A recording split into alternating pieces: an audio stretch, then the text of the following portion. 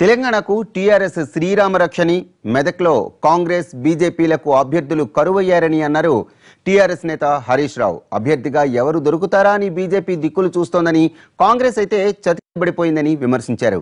మెదక్కు రైలు మార్గం వేగంగా నిర్మాణం జరగడంలో ఎంపీ కొత్త ప్రభాకర్ రెడ్డి కృషి ఉందన్నారు. గజ్వేల్, పటాన్ చెరువు వాసులకు రైలు కలను నెరవేర్చామన్నారు హరీష్. సర్పంచ్ నుండి సీఎం వరకు అంతా ఒక పార్టీ వారైతేనే అభివృద్ధి వేగంగా జరుగుతుందన్నారు.